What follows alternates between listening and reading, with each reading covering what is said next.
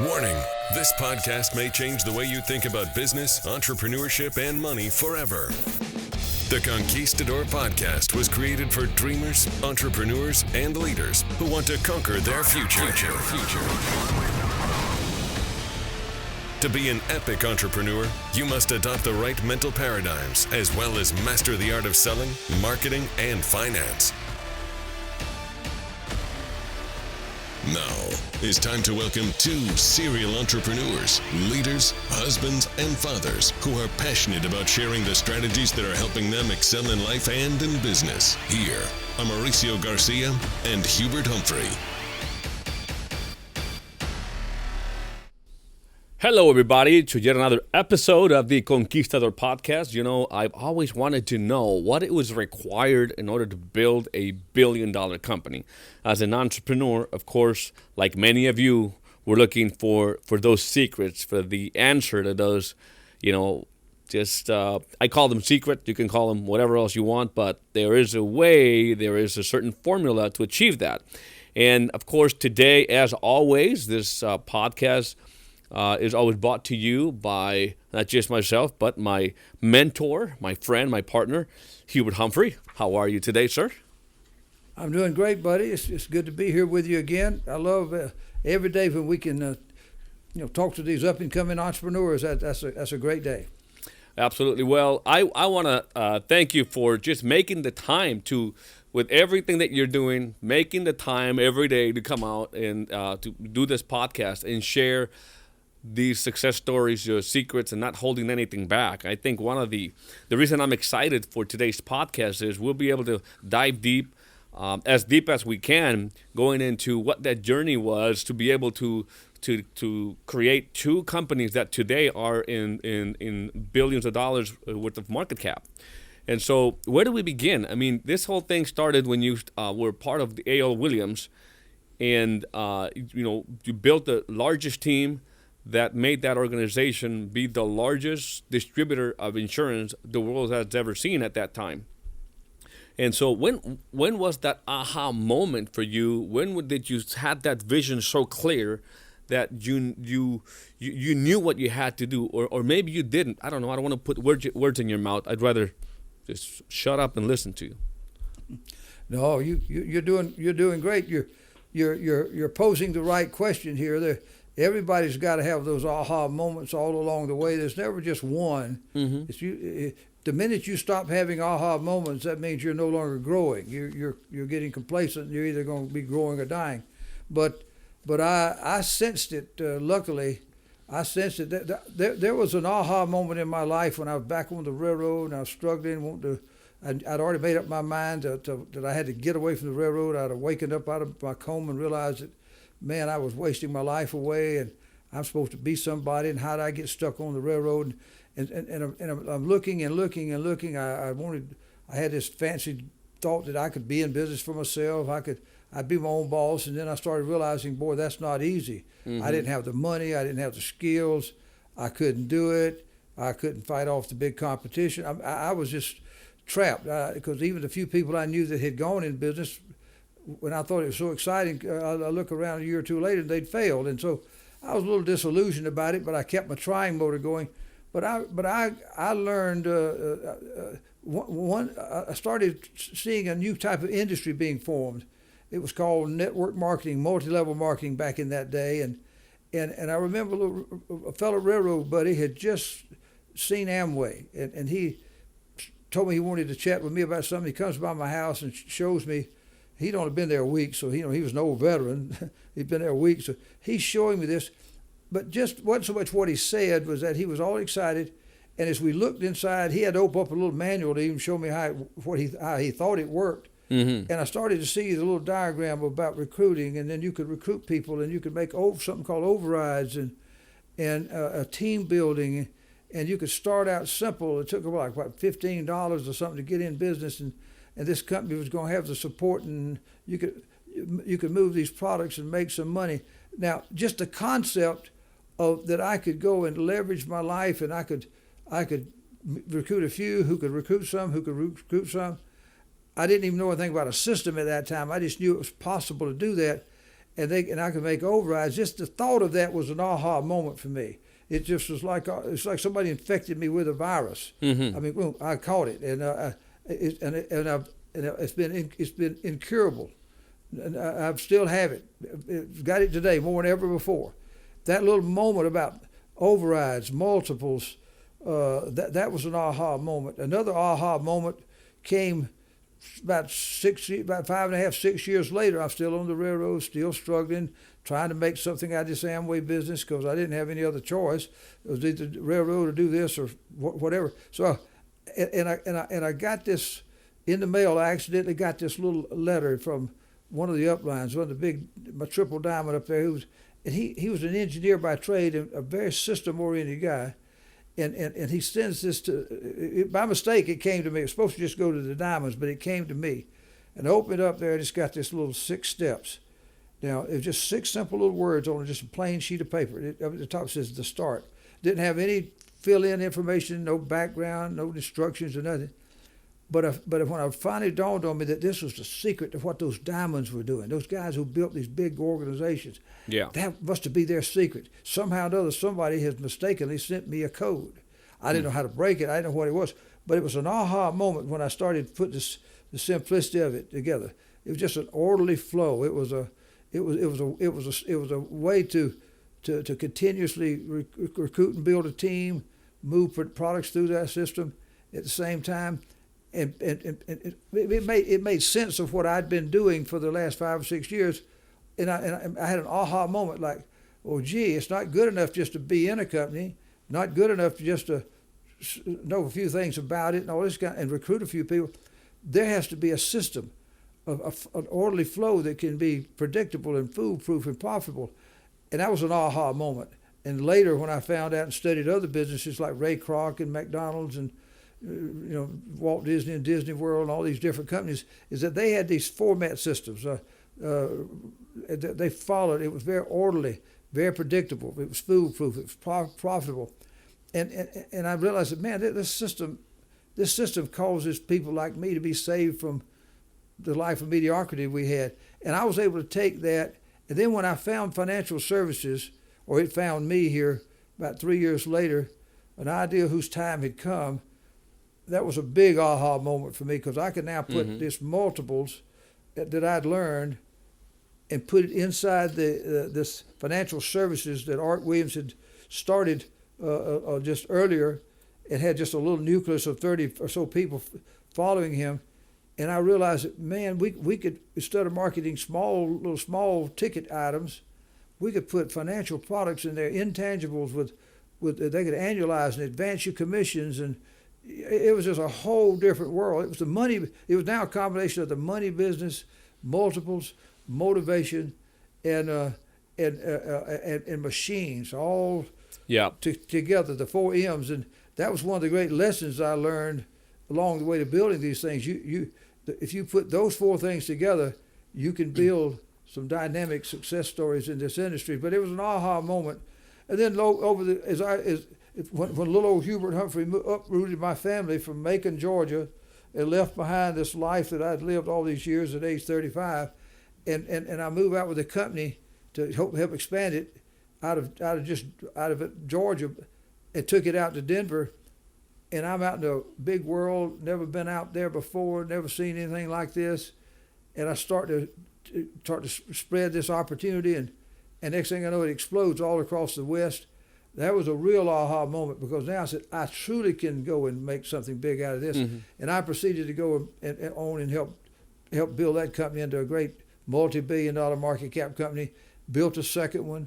Now they're building the third part of the trilogy here. So it's those moments where it's just constantly having your vision stretched. And you see, the further you go, the further you can see.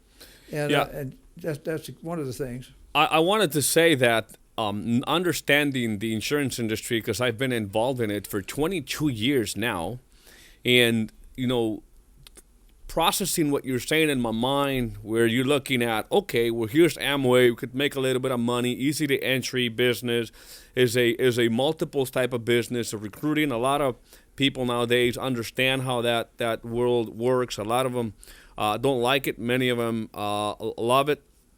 But what I'm trying to say is that it's not the same, trying to go out there and maybe sell whatever lotions, potions package as to the power of the income coming from the financial industry with what you've mentioned, advanced commissions and all these different things. So there were a lot of different things that made part of that sauce, that secret sauce, that formula. Not only was the crusade that you've mentioned Art William was on, right, which is basically replace whole life with term insurance and invest a different type of concept, and then plugging in a system that has worked for other industries, but the money that was flowing through that, applying that sort of a system in the financial services industry, when people get compensated handsomely for the work that they do, that is also, one of the things that make, spur that growth per se.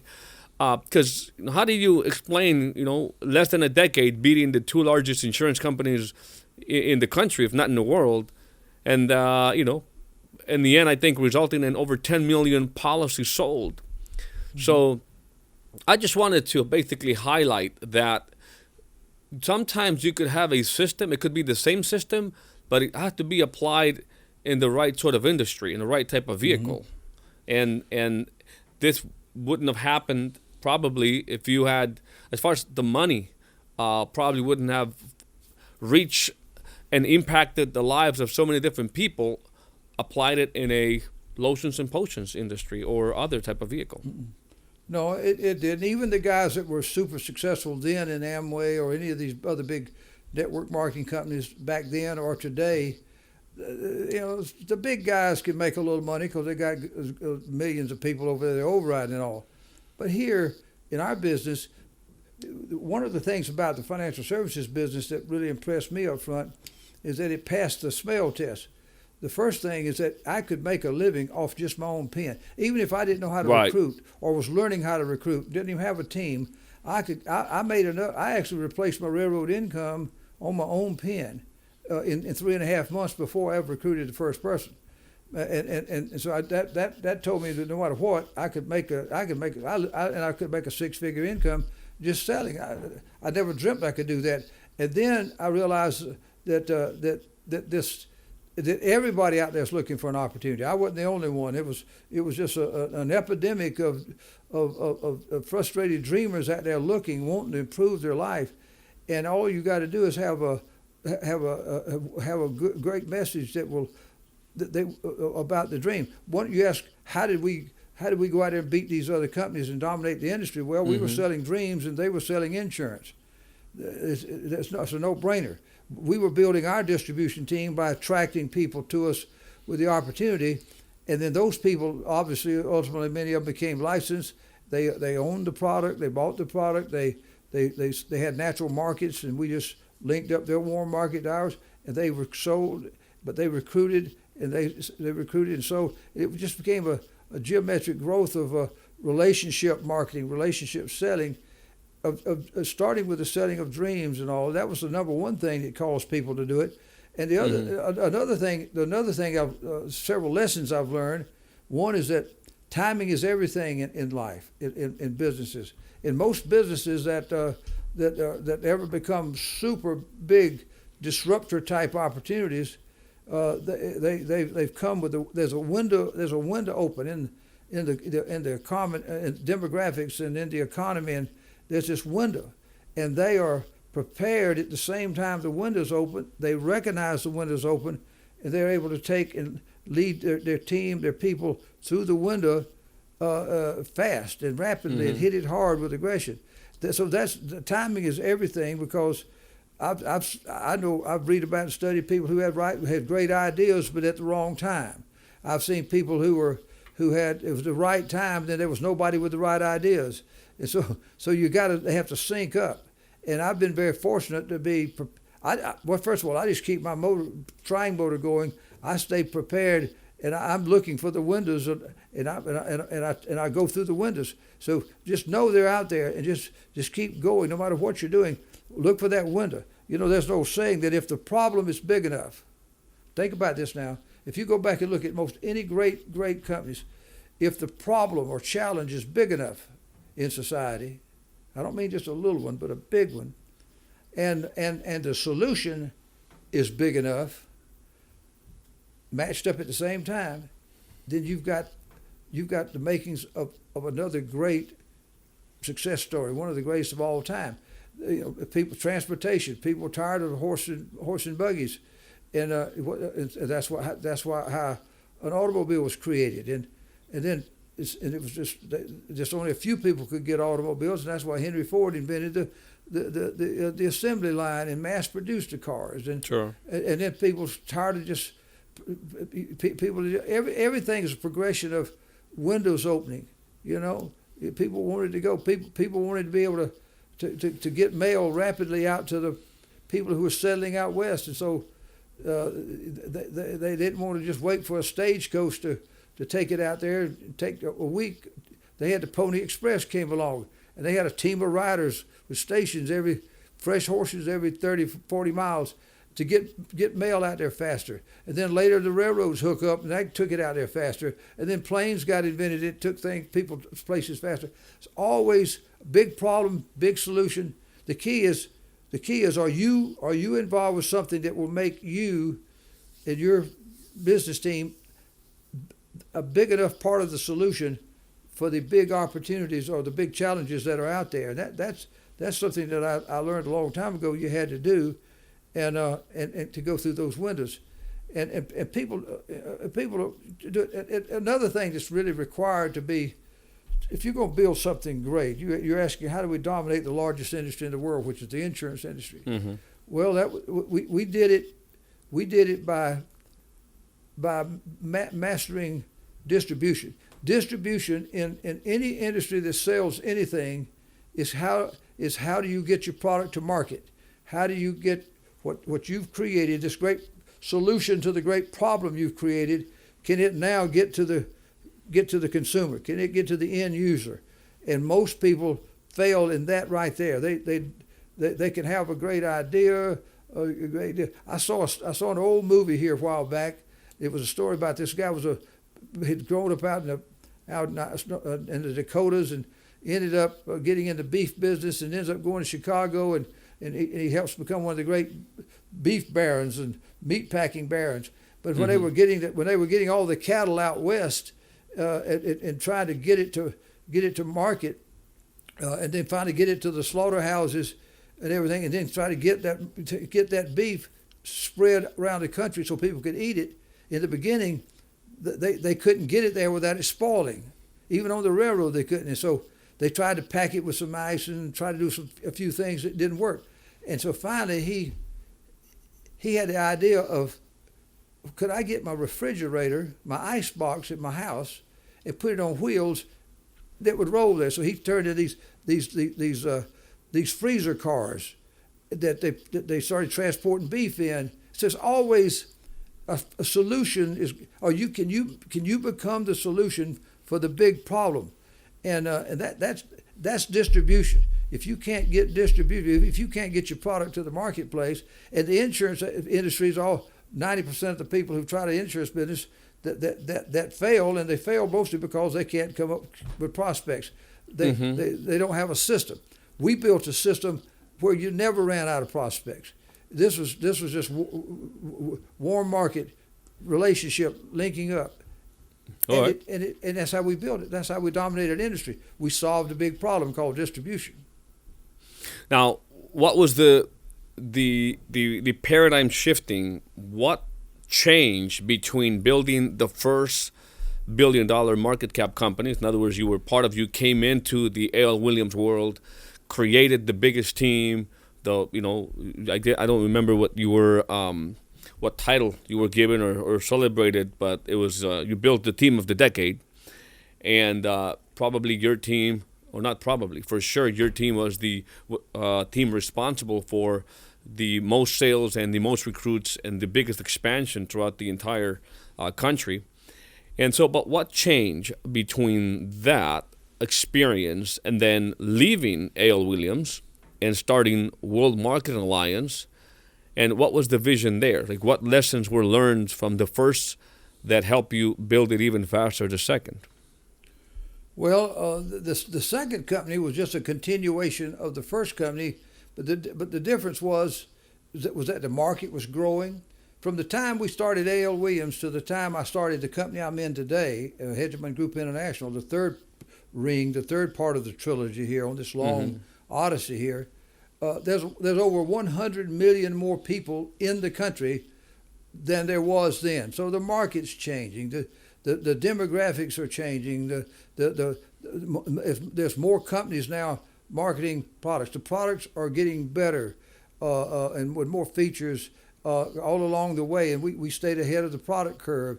And then the technology gets better. And did competition came about at the second? Well, first of all, anything that's super successful is going to eventually ignite more competition. The companies that we were beating, Prudential and all these companies that we were beating up in A.L. Williams, were starting to wise up and starting to shift and starting to change their agents around a little bit. They were starting to bring more products and change their product mix and all. More competition, and then there were the classic imitators that wanted to come and copy what we were doing in A.L. Williams and what we were doing in WMA, and are copying what we do today. So you got the classic imitators, which is wonderful. That's the greatest form of flattery, is to have a bunch of people copying you. Right. And but the competition is good. Competition is what keeps you on your toes. I mean, that's what I love. I love to compete. You know, I just love competition. You know, and without it, we wouldn't grow. It's the wind that pushes you forward and makes you go. So competition is the only way you fear competition. If you're starting to get lazy, or you don't know what to do, or you've lost your nerve, or something, you quit having your vision stretched. You've had no more aha moments. Then you worry about competition. If you stay in the game and get at it, all we did was we built up this monstrous A.L. Williams company, became Primerica as it was sold to Sandy Weil. Then from that point, we built the next company, World Marketing Alliance, marketing another iteration of the same product. But we were now, first of all, my experience is the key to greatness. I'm way up the mountain now. Yep. I started at a base camp. Now I'm up here. Second company, I'm way here. I can see the top of Mount Everest because I'm building company on top of company. It's getting me closer.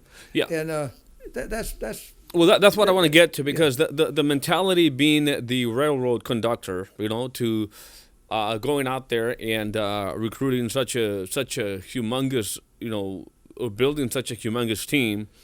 There's a lot of changing in the mind going on throughout that decade before being able to start WMA, which, by the way, why'd you leave the team? I mean, after a decade of building probably the largest agency in the country of independent agents, why leave and start a new thing? You could have very well be very wealthy, very successful, just, you know, staying where you were. Right.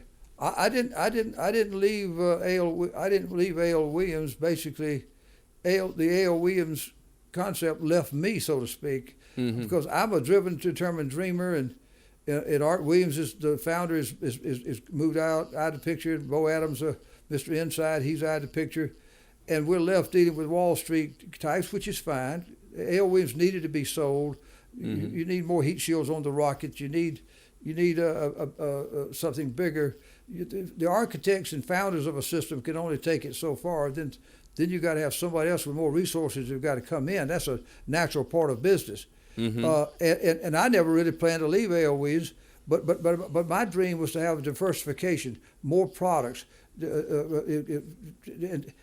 My problem is I had more vision than the management of the company had managing A.L. Williams. And for me they wanted me to shrink my vision, slow myself down. I didn't know how to. That's one skill that I had never learned and don't ever want to learn how to do, is to shrink my vision. I don't never want to learn that. That was thrown at me 2 or 3 times in that year after Art was left. And so this trouble. I've done seen the future. I knew that the new products had been developed, and I knew the competition was out there. And there's this law of business cannibalization. if you don't eat your own lunch, somebody else will. We had just killed we just beat Prudential and all these big companies because they couldn't change. They were trapped by their paradigm. And I didn't want to be like them. And I knew that one day somebody else was going to come along and they could do what I see. If I didn't go do it, somebody else was going to see it and do it. It was going to come back and cannibalize me and A.O. Williams one day. Mm-hmm. So I left to go because I'd seen a bigger vision, not because I could make more money. I was making $5-6 million a year back then. That's good money in the 80s, buddy.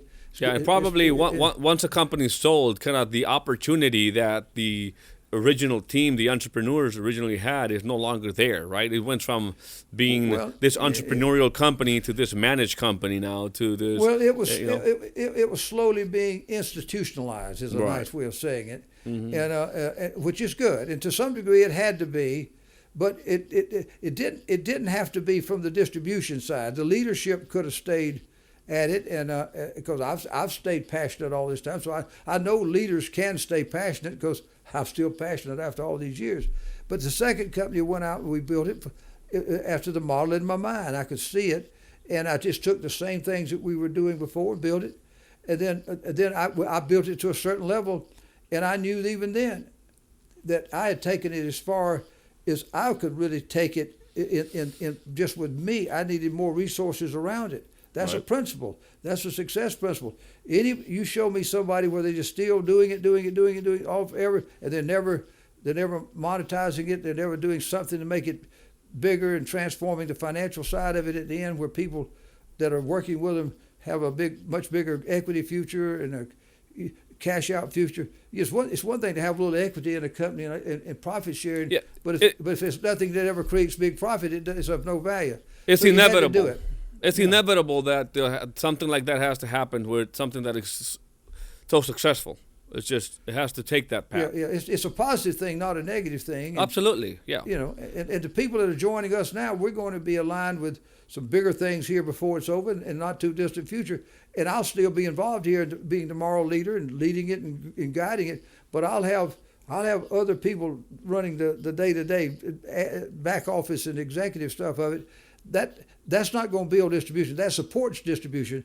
I want to make sure I got the most resources to support what we're doing, and I don't want to be involved in all that stuff after. I never wanted to be a CEO. I never wanted to run a company, hire and fire people. I love to build and lead. That's my passion. Has always been that way. I've been lucky enough and fortunate enough to be able to do some of both. But the day is going to come when I want to just be teaching and coaching and sharing with all these great people out there that want to win, and you need those extra resources that you got to have there, and as you're going to grow this thing, you ask the question was, what lessons are learned? What lessons have we learned from this? I just looking down here, I recommend. It's good. It's good to be the winner. It's good to be at the top. It's not crowded up here, guys. Come on up. Aim for the top. It's a good place to be. There's no saying, become a champion. It lasts for a lifetime.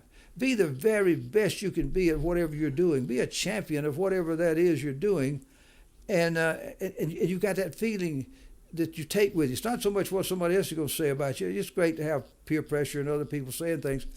But deep down inside, when you know what you've done, that'll last you a lifetime. And I know that's important out there. And another thing is you better be able to have some passion about this thing. It's got to be something that you enjoy. I hate to call it fun, but it's fun to me. I play where I work where I play. People say, Hubert, you ever take vacations? I said, back when I worked on the railroad and I was poor, I lusted after a vacation. I said, average and ordinary people take vacations. The wealthy winners live vacations. Well, that's going to hurt. That's going to hurt a lot of people. Feelings. I hope so. I hope it just burns their butt and drives them to the top. That's what they're going to do. Hey, my butt was burned a lot. My feelings were hurt a lot. You know what? And it helped break me out of the gravitational pull of mediocrity. Absolutely. And now to wrap up today's episode, there's this trilogy that you've been mentioning, obviously applying everything learned from the L. William era, from the WMA. Those two companies, by the way, are standing strong, billion-dollar market cap companies. Now here we go again, and building Hegemon Group International. So what's the vision now? What is that paradigm shift from this in this third exercise? Well, just a couple of things I want to add to what we were saying. Then I'll answer that one if I could, Mauricio. Just a few things that I could list so many things here, but one, you got to, if you're going to build something really great, I mean, what's excellent in your field, it's got to have persistence and determination. That's more. You don't have to have talent. You need to have abilities which can be learned, but you got to have persistence. You got to have a high FQ, of high failure quotient, high emotional quotient, where you can energize yourself and keep yourself motivated. Have that Alexander complex that you hear us talk about sometimes. You got to have your vision stretched and then sell out to that vision and live in the grip of that vision. And I tell you something else you got to do. You got to be you remember I always said a great leader is a great follower first and always. That's the first principle of leadership is followership. Well, you got to learn to imitate. Most of my success has come from imitating and getting success principles from others and copying them. I just ain't got time to be creating stuff. I tell our people in our business today, guys, you're paid to imitate and follow here, not create. I said, now I can't stop you from creating, but create as much as you want. It's going to cost you about $1 million for every thought that you try to have creative. So have all those thoughts you can afford. I can't afford them.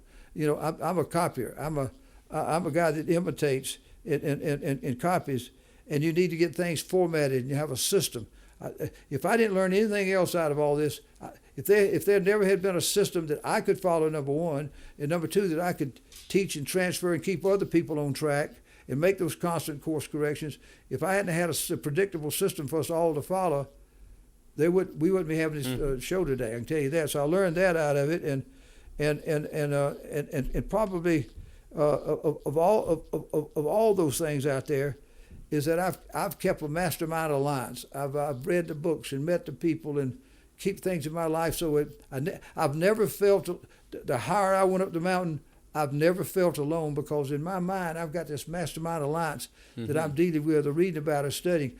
Like Alexander the Great, you hear me talk about.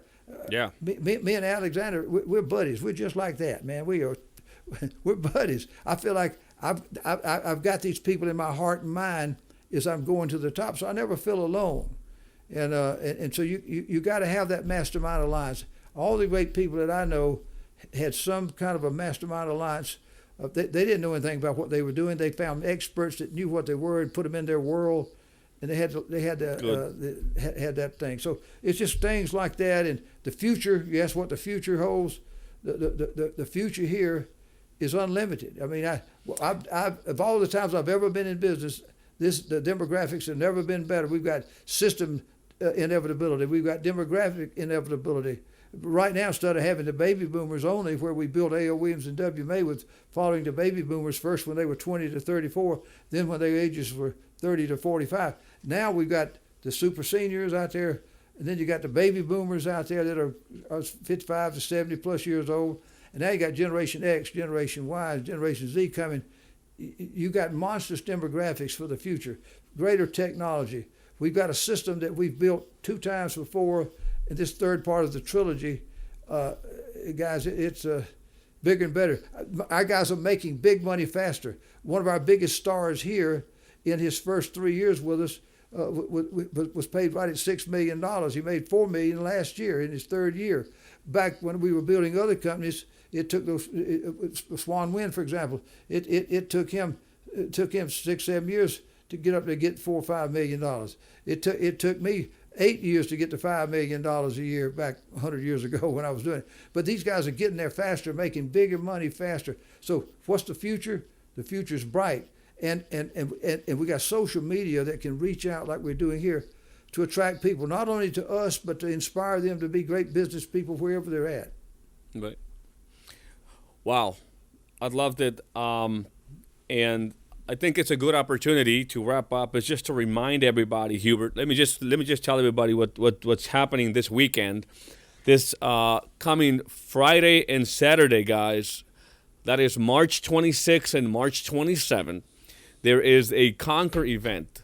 See, Hubert has put together major events throughout his lifetime. We're talking, 20, 30,000 people, but it's always been kept in a closed setting.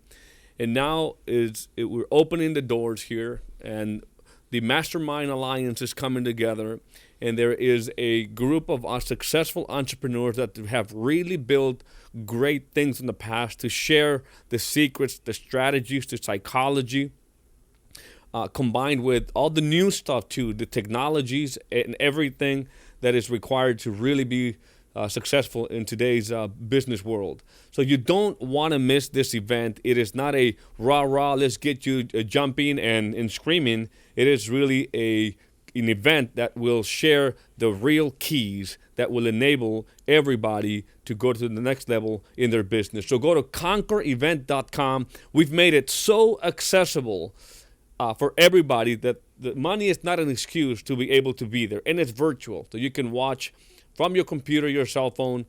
There's no excuse for you not to be there if you are a driven, determined dreamer. So go to conquerevent.com right now. Register, because there's only a few days for that to be live. And then also, if you're looking for an opportunity, if you are in a place right now that you're not satisfied with what you're doing, you're not satisfied financially, and you know that there's something out there, but you just haven't found it, well, I'll tell you that the HGI opportunity is the vehicle you've been waiting for.